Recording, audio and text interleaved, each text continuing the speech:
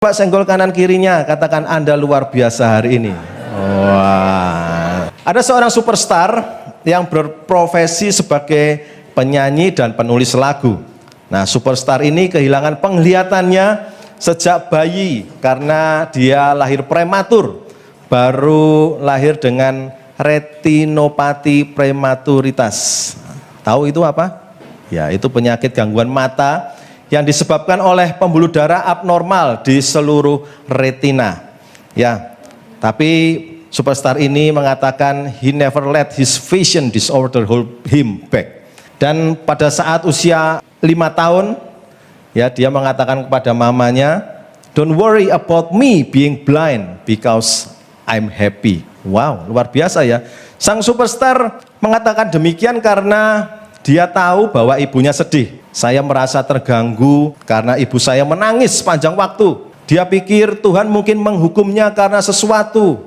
Dia hidup pada masa ketika hal-hal sangat sulit bagi seorang wanita dalam keadaannya. Tetapi penyakitnya ini bukan hanya tantangan bagi dia. Stevie Wonder hidup dalam keluarga yang miskin. They often face hunger. Kemudian papanya pemabuk, ya, abuse his mother, dan menyuruh mamanya ini masuk dalam dunia prostitusi. Ngerikan ya. Dan kisah ini ditulis dalam biografi tahun 2002, Blind Faith. Karena kekerasan rumah tangga yang dialami ibunya, akhirnya si ibu memindahkan keluarganya semua ke Detroit. Di sanalah sang superstar, yaitu Stevie Wonder, membangun diri. Sang superstar mungkin telah kehilangan penglihatan sepenuhnya, tetapi itu tidak menghentikan kemampuannya untuk memainkan alat musik. Pada usia 5 tahun, dia sudah memainkan harmonika. Dan melihat kecintaannya pada dunia musik, sang ibu mendaftarkan Stevie Wonder untuk les piano setahun kemudian. Dan pada usia 8 tahun, dia mulai belajar drum. Dan kalau ketika dia bosan dengan pianonya, dia sering menemukan sedang memain irama lagu radio apapun, di permukaan apapun yang dia temukan. Dan sebelum usia 10 tahun, Stevie Wonder sudah menguasai harmonika, piano, dan drum sebelum usia 10 tahun. Dan bakatnya ini menarik perhatian dari Ronnie White dari band The Miracle. Luar biasa.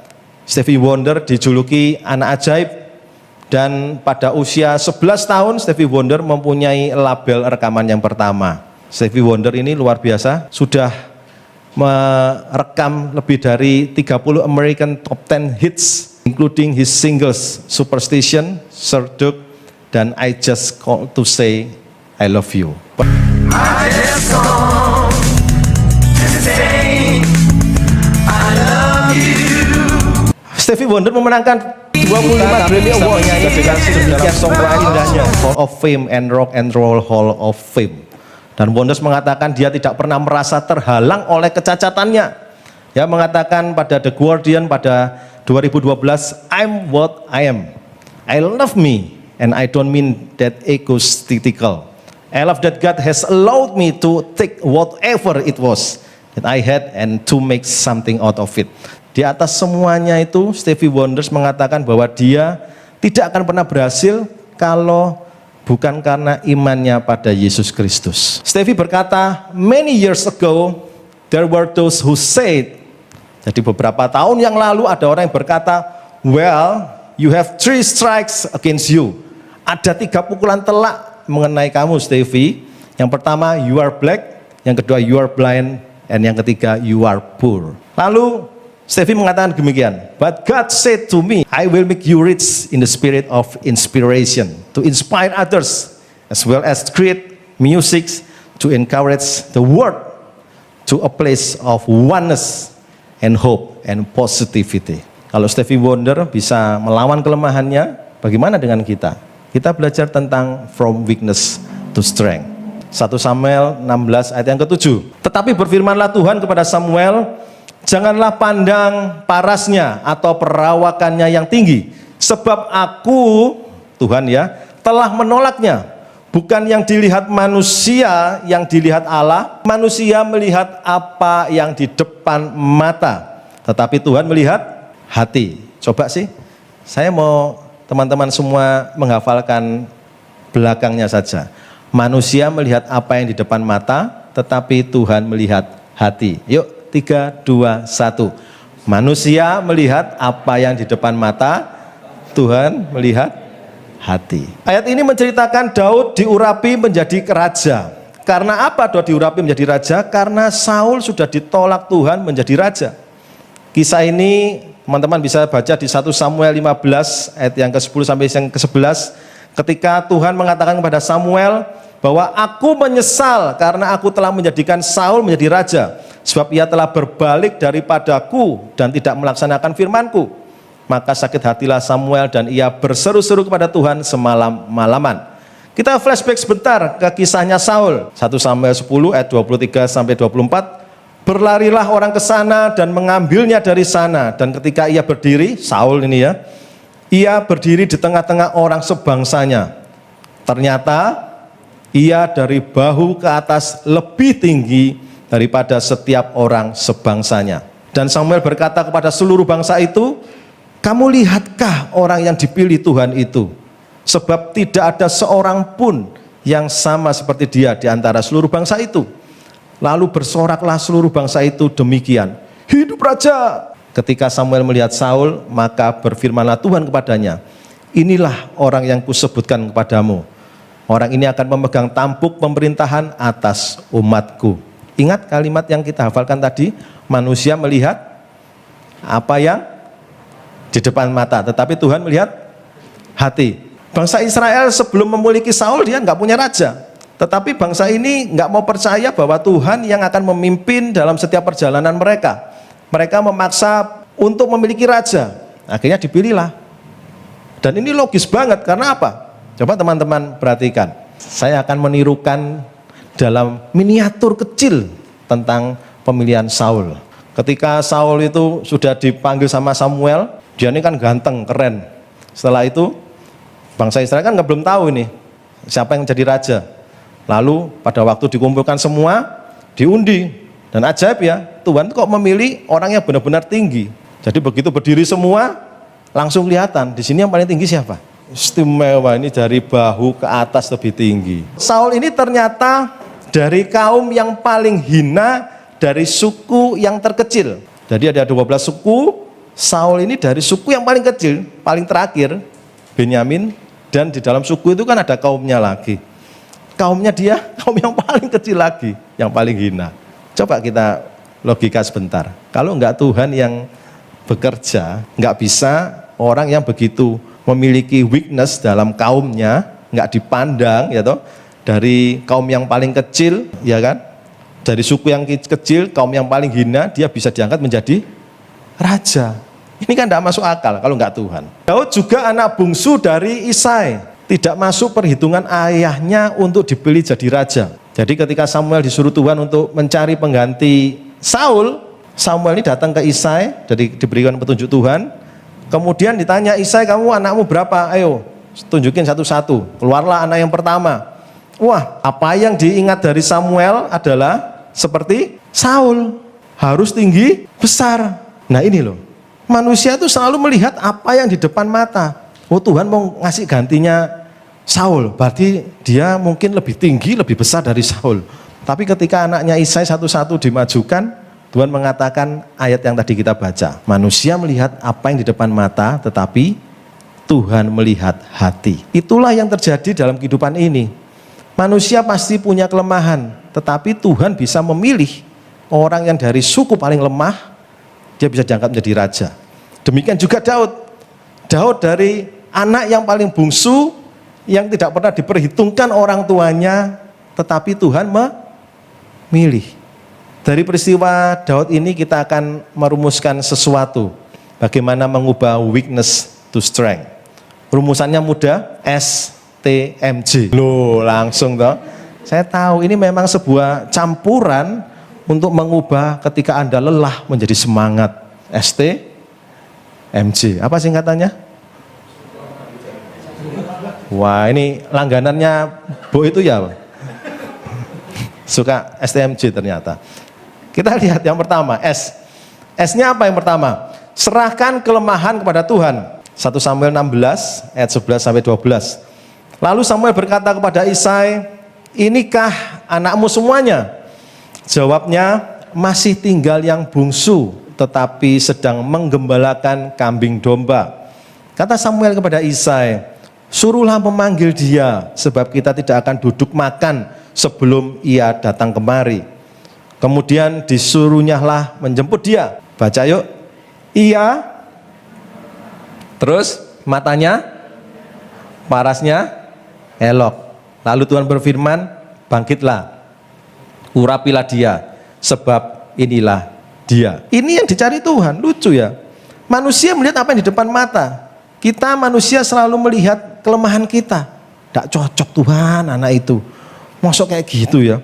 Parasnya elok ya, pipinya kemerah-merahan gitu. Wih, ini kalau jadi raja terus gimana nih? Ada sebuah website di mana dia bisa memerincikan kurang lebih ada 43 macam kelemahan manusia. Not taking criticism well. Nah, ini orang-orang yang tidak bisa menerima kritik ya. Kalau ada dikatakan, kamu kok celananya nggak cocok, nggak match sama bajunya, langsung dia tersinggung bisaan. Nah ini orang-orang seperti itu ya. Lalu di website yang lain itu ada sebuah kelemahan juga, coba diklik. Nah kalau tadi itu secara sifatnya manusia dalam internalnya manusia, kalau ini secara keahliannya, ya. Ada planning, ada leading, ada public speaking, ada written communication, ada visual communication, ada art. Lah beberapa dari bagian ini kita mungkin juga lemah. Kalau saya mungkin lemahnya di second language. Nah itu kelemahan saya, second language. Jadi kalau belajar bahasa yang tidak bahasa ibu, itu harus setiap hari, harus dihafalin, harus nulis di kertas, sampai kertasnya berlembar-lembar, baru bisa. Itu pun kalau nggak diulangi lagi, minggu depan lupa lagi. Ini semua orang pasti punya loh ini, termasuk time management, termasuk education. Nggak tahu, kita ada yang suka benar-benar sekolah nggak? Benar-benar suka sekolah? Ada? Oh haleluya, nggak ada. Wah. Berarti Anda orang-orang yang lemah ya di situ. Tapi nggak apa-apa, karena apa? Ya itulah kita. Ya, jangan menyesal karena kenapa ya kok aku ulanganku selalu dapatnya warna yang cerah. Kalau teman-teman warnanya gelap, aku selalu merah. Itu warna yang cerah, menandakan bahwa Anda ini orang-orang yang happy. Ya, nah. Dulu pun saya tidak suka untuk berbicara di depan umum. Mau maju itu mikir. Begitu maju, kalau lagi gini, mata aja. Ini pada melihat saya semua nih kan. Bayangin, 2 mata ngelawan banyak. Ternyata itu nggak masalah. Ketika kita sudah mulai berlatih, kita boleh menata satu persatu apa yang harus kita presentasikan, itu nggak akan ada masalah. Jadi pada poin yang pertama, sadari kelemahan kita, jangan menolak, karena setiap orang itu pasti ada kelemahannya. Termasuk saya, second language pun nggak bagus. Saya sampai doa-doa sama Tuhan, Tuhan izinkan aku, walaupun sebentar, izinkan aku bisa melanjutkan studi di luar negeri. Dan Tuhan izinkan, luar biasa. Sampai di sana, dredeg. Karena apa? Begitu keluar airport, saya nggak tahu harus berbicara apa. Ya, kamu saya buka, sudah ditanyain, mau nyariin gini enggak bisa tuh. Gimana ya? Bahasanya mereka kan logatnya benar-benar pure dari orang Aussie pada waktu itu, bingung. Tapi ya sudah, gimana lagi? Karena sudah dijawab sama Tuhan, ya kita harus fight. Kita harus berjuang. Ternyata bisa juga. Wah, di sana saya sampai heran-heran. Wah, luar biasa ya. Ternyata kita kadang perlu dipepet untuk menghasilkan keahlian yang luar biasa. Di sana mengikuti pelajaran, harus presentasi dalam bahasa Inggris, harus kerja kelompok dalam bahasa Inggris. Bayangkan betapa syoknya di sana itu. Langsung setiap hari berpikirnya apa? Rumusan grammarnya, ya toh, present tense, simple present, simple past tense, present perfect tense, present, semua dihafal setiap hari. Karena apa? Supaya mengerti apa yang harus dibicarakan sama teman. Kalau nggak begitu bingung, mau bicara apa? Belum lagi waktu games. Kalau bahasa games ini kan jauh lebih bahasanya slang kan daripada bahasa belajar dengan bahasa edukasi. Beda lagi. Tambah mumet lagi. Jadi cuman pakai bahasa itu manusia kera, tapi survive, bisa berbicara dengan baik di sana. Jangan menyesali, seperti Daud, dia tidak menyesali kalau dia anak yang paling bungsu. Saul juga begitu, bangsa yang kaum yang paling hina dari suku yang paling kecil. Yang kedua, T, Tuhan melihat hati. 1 Samuel 16 ayat yang ke-7 mengatakan tadi, manusia melihat apa yang di depan mata, tetapi Tuhan melihat hati. Kata hati di Alkitab itu selalu ada hubungannya dengan mind, ada hubungannya dengan will, ada hubungannya dengan knowledge, ada hubungannya dengan karakter, ada hubungannya dengan keberanian. Itu mind. Nah, Tuhan melihat hati, artinya Tuhan itu melihat keinginannya kita itu seperti apa. Tuhan itu melihat keberaniannya kita seperti apa. Tuhan itu mau melihat apakah kita ini mau mencoba apa tidak. Daud menunjukkan ke Saul tentang latihan skillnya. Ketika Goliat menghadapi bangsa Israel, Daud menunjukkan bahwa dirinya ini benar-benar orang yang terlatih. Practice makes perfect. Kita baca ya, 1 Samuel 17 ayat 34 sampai dengan 35. Tetapi Daud berkata kepada Saul, hambamu ini biasa menggembalakan kambing domba ayahnya. Perhatikan, apabila datang singa atau beruang yang menerkam, berarti dombanya sudah diterkam, yang menerkam ya. Maka aku mengejarnya, menghajarnya, melepaskan domba itu dari mulutnya. Kemudian apabila ia berdiri menyerang aku, maka aku menangkap janggutnya, lalu menghajarnya dan membunuhnya. Jadi teman-teman, kalau kita punya kelemahan, ayo dibangun, dilatih, ambil komitmen. Karena apa? Karena itu yang dilihat Tuhan. Jangan menggerutu, jangan menyesal dengan apa yang sudah terjadi. Kalau Daud itu ternyata disuruh ayahnya menjaga kambing domba, terus diam-diaman, kira-kira Daud bisa enggak menang lawan Goliat? Tidak bisa. Sudah pasti tidak bisa. Karena apa? Enggak terlatih. Bagaimana dia bisa memegang pengali-ali kalau dia nggak pernah latihan sama singa? Yang ketiga, M, mengandalkan Tuhan. Daud mengandalkan Tuhan ketika melawan Goliat. 1 Samuel 17 ayat yang ke-45. Tetapi Daud berkata kepada orang Filistin itu, engkau mendatangi aku dengan pedang dan tombak dan lembing, tetapi aku mendatangi engkau dengan nama Tuhan semesta alam, Allah segala barisan Israel yang kau tantang itu. Nah, ini luar biasa. Ketika Daud ini sudah meyakinkan dirinya bahwa aku sudah latihan benar, singa aja aku lawan, ketika dia menerkam domba-domba, aku buka mulutnya, aku tarik janggutnya, aku pukul, aku bunuh. Aku akan maju melawan Goliat bersama Tuhan. Andalkan Tuhan. Kalau kita mengandalkan hikmatnya kita sendiri, suatu saat kita akan tersandung dengan hikmat itu. Tetapi ketika kita minta hikmatnya Tuhan, Tuhan itu akan menambahkan skill-skill yang baru. Dan untuk minta hikmat Tuhan itu kita perlu mengenal Tuhan. Apakah kita menyediakan waktu untuk doa? Apakah kita menyediakan waktu untuk membaca firman Tuhan? Bagaimana kita bisa mengenal Tuhan kalau kita tidak pernah membaca firman-Nya? Ya, kita kepinginnya Tuhan berbicara kepada kita, tetapi kita tidak pernah membaca kalimatnya yang sudah tertulis. Jadi ayo, sediakan waktu untuk doa, baca Alkitab, minta hikmahnya Tuhan. Jangan sampai kita hanya mengenal Tuhan dari apa yang dikatakan orang. Oh iya sih, Tuhan Yesus luar biasa ya, Tuhan Yesus baik ya. Iya, Tuhan Yesus baik, katanya dia. Alami sendiri kebaikan Tuhan itu. Kalau baca firman Tuhan, nggak ngerti, nggak apa-apa. Baca aja, baca.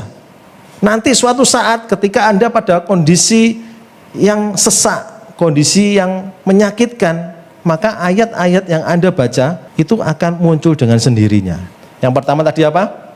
Serahkan kelemahanmu pada Tuhan. Yang kedua, Tuhan melihat hati. Yang ketiga, mengandalkan Tuhan. Yang keempat, yang terakhir, J, jadilah kuat dalam mengambil keputusan. 1 Samuel 17 ayat yang ke-48 sampai dengan 49. Ketika orang Filistin itu bergerak maju untuk menemui Daud, maka segeralah Daud bersembunyi, bukan ya, berlari ke barisan musuh untuk menemui orang Filistin itu. Lalu Daud memasukkan tangannya dalam kantungnya, diambilnyalah sebuah batu dari dalamnya, diumbannya, maka kenalah dahi orang Filistin itu, sehingga batu itu terbenam ke dalam dahinya, dan terjerumuslah ia dengan mukanya ke tanah. Coba dibayangkan ya, kalau Daud tadi sudah yakin dengan skillnya, skillful, dia mengatakan, Aku sudah latihan Saul, latihan luar biasa, melawan singa, ketika menerkam, aku buka, aku hajar, aku pukul, aku bunuh. Sekarang aku akan maju melawan dia bersama Tuhan. Maju dia kan? Goliatnya maju nih. Ketika maju, kok tinggi ya? Waduh, masuk no batu kantong, berdek. Kira-kira bisa menang? Gak bisa. Finishingnya tetap kita yang harus mengeksekusi dengan baik bersama Tuhan. Hati-hati dengan jebakan bahwa Tuhan yang akan berperang. Tuhan yang akan berperang bukan berarti kita tidak terlibat dalam perang itu. Ingat ya, Tuhan yang berperang itu artinya kita tetap ada loh di situ. Bukan terus kita diam-diaman, Daud terus diam-diaman tetap menggembalakan kambing domba. Terus Tuhan berperang ya, kamu sudah di situ aja ya Daud ya. Aku yang berperang lawan Goliat. Terus Tuhan yang berperang. Enggak, keliru. Kita tetap ada di medan perang itu, tetapi Tuhan yang membuat peperangan itu menjadi berhasil untuk kita. Semua itu mulai dari diri sendiri, dengan percaya Kristus, perbaiki diri, belajar sungguh-sungguh, andalkan Tuhan, maju berperang, eksekusi dengan baik, dan Tuhan pasti memberikan kemenangan.